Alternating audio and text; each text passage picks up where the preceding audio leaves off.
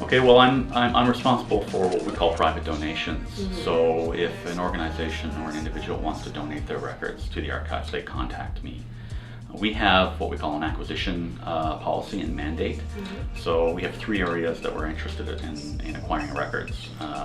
One is the history of the university. So we acquire records created by the various departments and units on campus that really reflect sort of the evolution of the history or the evolution of the university through time. Then we're interested in what we call the broader campus community. So organizations like the Student Society, which is not officially part of the university, it's its own incorporated body. We would like to, we try to acquire their records.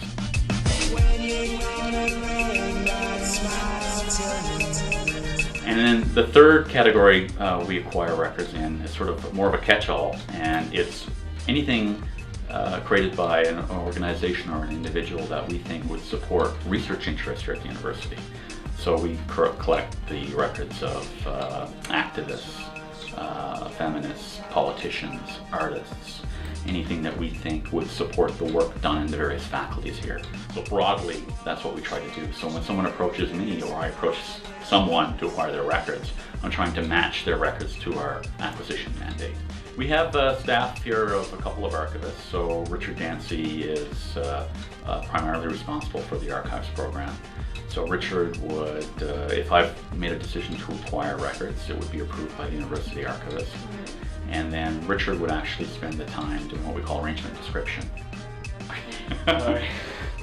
So, I mean, some of the cool things we do have are, we have a letter from Martin Luther King that he wrote a few months before he was murdered to the Student Society, SFU Student Society, graciously turning down an invitation to speak here. We have aerial photos of the university under construction, the instant university. SFU went up in 18 months, very quickly. We have records of the Halpern family. Halpern family were a Jewish family who fled, I believe, Vienna just before the outbreak of World War II. And they got out just in time, and you can see that their passports are stamped with Nazi insignias. We have Dallas Smythe, a founding member of SFU School of Communication. He was working as an academic in the United States in the 1950s. He came under some consideration for so-called un-American activities. And in the 1970s, he was able to get access to the file kept on him by the FBI. We have a copy of that, and you can see John Edgar Hoover's signature all over the file. We have movie posters, so the Ground Star Conspiracy, that was the first movie filmed here at SFU, we have that movie poster. Star George Papard, who later went on to become the head of the A-Team. We have strike posters documenting all of the student and faculty unrest on campus in the 1960s. We have the abortion caravan scrapbook. In the late 1960s, several activists went on a trek from Vancouver to Ottawa to protest abortion being illegal at the time in Canada. So someone put together a scrapbook documenting that trek across the country. Well, I think another maybe misconception is someone thinks that they can come here and they have a certain question and a certain record will answer that question. They're almost like in a library. You go to a library, you're looking for a book, and that book will help you answer a certain question. I think the value of archives when compared to books is that it's really the breadth of the material that makes it valuable. But there's a whole body of records created by several individuals and several organizations.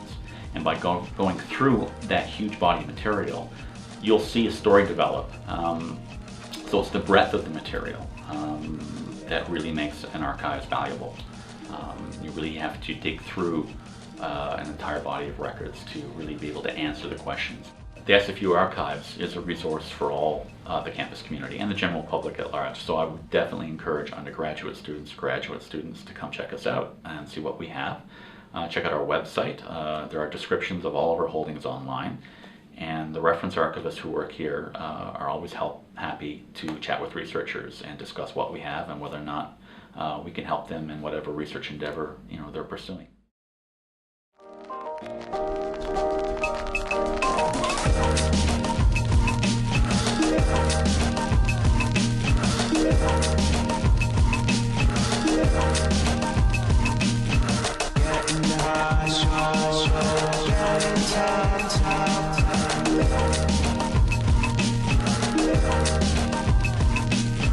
Won't you